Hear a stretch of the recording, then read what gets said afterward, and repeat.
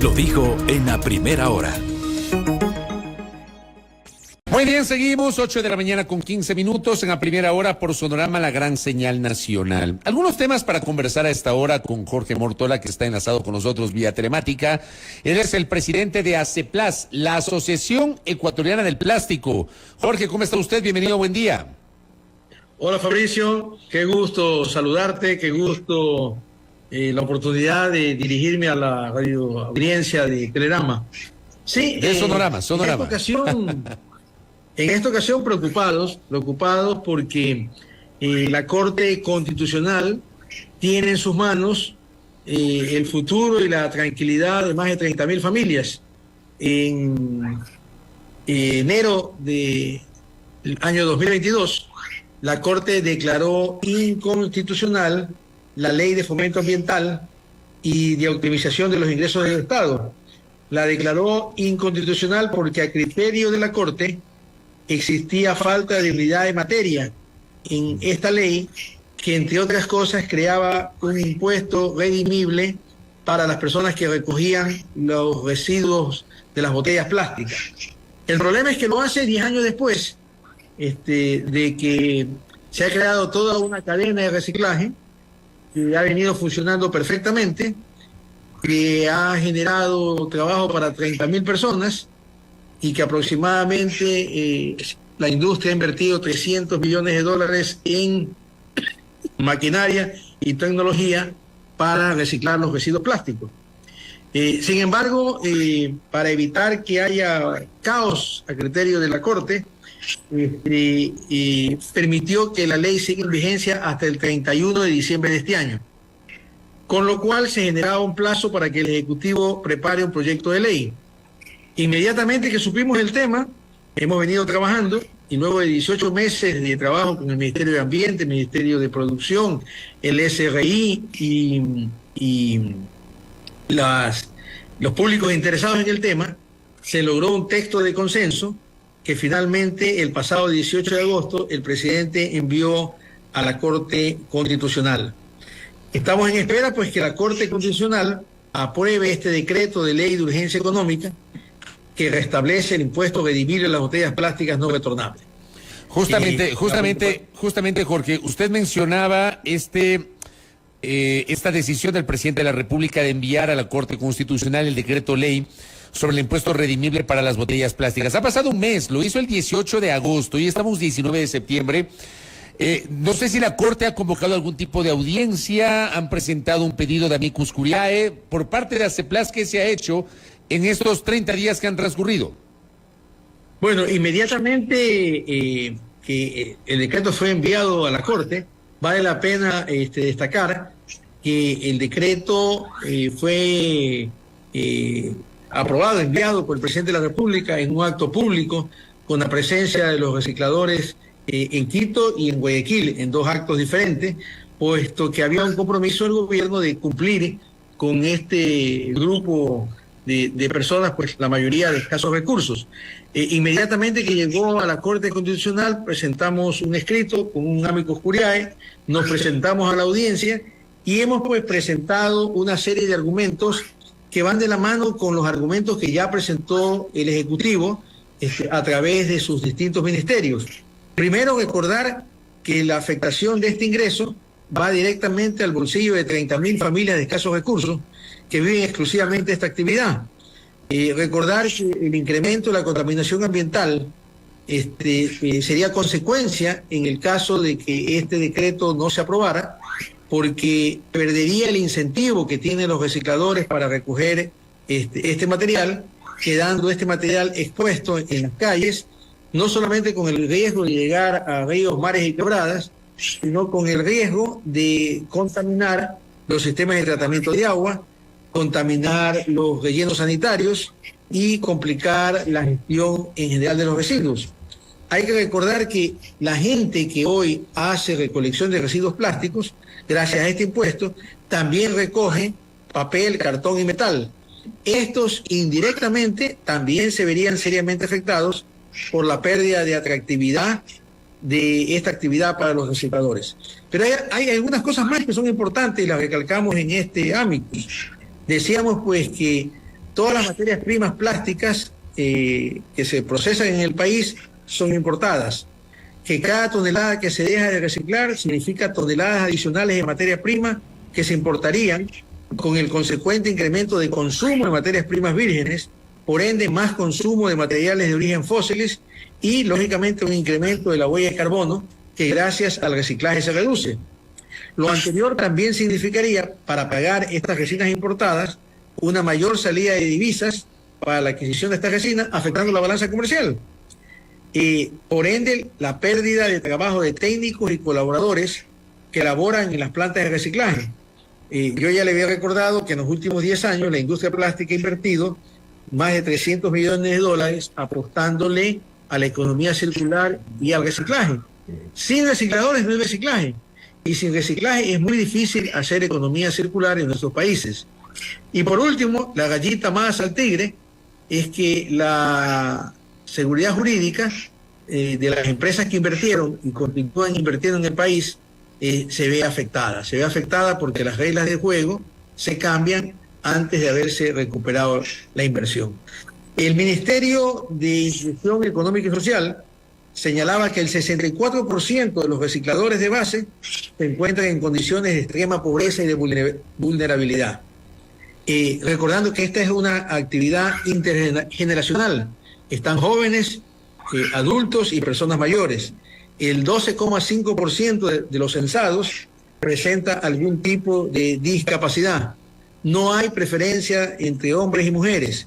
El 87% de los recicladores tienen como única y exclusiva actividad económica. Por lo tanto, retirarles este impuesto es retirar el ingreso a un sector altamente vulnerable de la sociedad. ¿Cómo ve usted al mismo tiempo? Porque en el mismo acto en el que el presidente de la República presenta el proyecto de decreto ley, firma el reglamento para la ley de la economía circular. Sí, justamente cuando firmó el reglamento para la ley de economía circular, los recicladores agradecían porque era una ley que de alguna forma los beneficiaba y iba a significar pues un avance luego de años de trabajo y esfuerzo, ¿ya? Y le hicieron ver al presidente que todo esto quedaría en el aire si no se mantenía este impuesto redimible, con lo cual el presidente pues inmediatamente convocó para el siguiente viernes firmar en la ciudad de Guayaquil el texto del decreto que enviaría al Ejecutivo manteniendo la vigencia de este impuesto.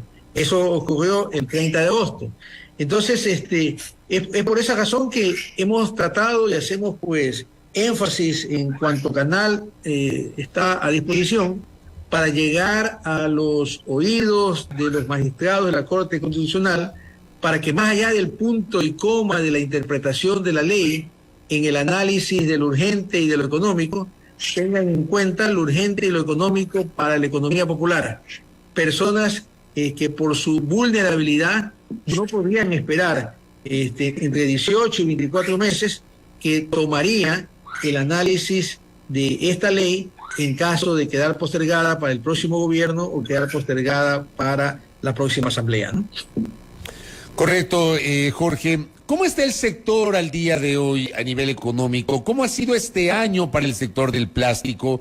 Con las regulaciones que además se han incorporado, por ejemplo, hay regulaciones a nivel local, ordenanzas respecto de la prohibición del plástico de un solo uso, hay una normativa legal que está en vigencia. ¿Cómo está el sector del plástico que usted representa?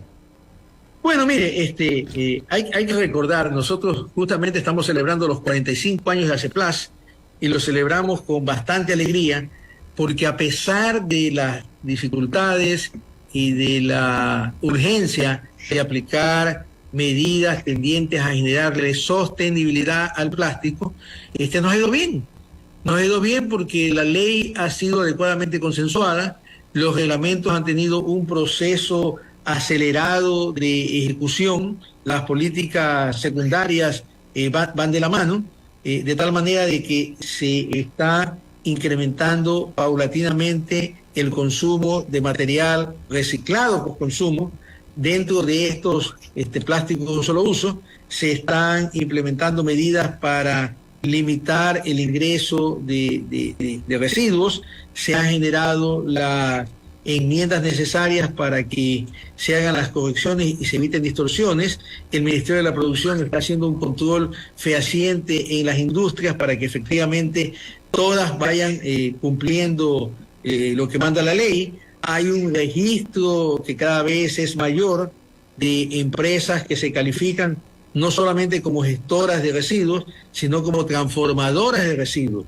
Al recordar que el país no es productor de resinas plásticas, cuando se hacen las inversiones para que estos residuos se conviertan nuevamente en resinas plásticas, estamos prácticamente generando una mini actividad petroquímica, más aún cuando se hacen inversiones para que estos productos tengan grado alimenticio, en donde estos residuos, que no solamente ya deben convertirse en la hojuela o en el grano de PET, tiene además que pasar por procesos de extracción de gases y metales que podrían haber contaminado durante su utilización y descarte, ¿no?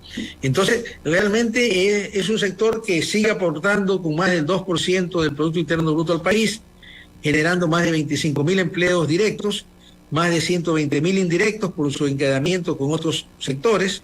Es socio obligado de toda la cadena de exportación de alimentos y de numerosas iniciativas relacionadas con la economía circular.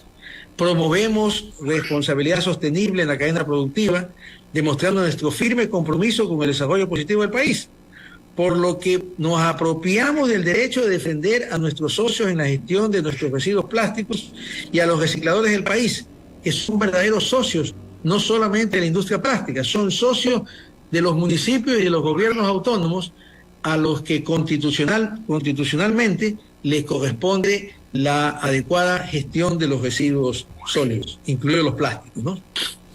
Correcto, Jorge. Le quiero agradecer por estos minutos. Una cosa más. A nivel económico, ¿cuál es el aporte del sector del plástico a la economía? Más o menos a nivel anual. El año pasado, ¿cómo les fue y cuál es la proyección para este año? Con esto cierro. Más de 2.000 millones de dólares, un poquito cercano, más o menos el 2% del Producto Interno Bruto. Eso fue del año pasado. Del año pasado. ¿Y este año cuál es la proyección? Una reducción probablemente de un 5%, sustancialmente vinculado por el sector relacionado con la construcción y el agro. Ya, los materiales plásticos de construcción y el agro, básicamente el PVC, han sufrido una reducción importante por la caída en el consumo de la inversión pública y de la construcción, básicamente, ¿no? Y por ejemplo, le pregunto si la inestabilidad política de este momento, la disolución de la Asamblea, la convocatoria de elecciones anticipadas, también han sido factores que han contribuido a esa reducción de la expectativa si comparamos con lo del año anterior. Por supuesto, recordemos que las inversiones están paradas, el fenómeno del Niño, esa amenaza, ha limitado las inversiones en el área agrícola. Lo vemos directamente reflejado en la carencia ya de algunos productos que no se sembraron. Por lo tanto, pues esto es un círculo perverso, ¿no? Porque va afectando a las inversiones de riego y drenaje, va afectando a las inversiones de empaque de frutas, verduras y productos alimenticios, y se vuelve toda una cadena perversa, ¿no? Entonces la afectación hay. Afectación por el tema político de la Asamblea, afectación por el cierre de locales comerciales de expendio, justamente por el tema de las vacunas. Entonces todo esto comienza realmente a golpear la economía del país, y no se diga pues la economía de la industria plástica, ¿no? Correcto, Jorge. Un abrazo a la distancia, muy amable. Gracias, Fabricio, qué gusto saludarte. Gracias a Jorge Mórtola, quien es el presidente de la Asociación Ecuatoriana del Plástico, ACEPLAS. Tienen expectativas sobre la aplicación del reglamento que fue expedido hace un mes a la Ley de Economía Circular, y también a la espera de que la Corte Constitucional se pronuncie sobre el decreto ley respecto del impuesto redimible para las botellas plásticas. Eso está en suspenso en la Corte Constitucional. 8:30 en la primera hora. Primera plana. Todas las noticias, todas las voces.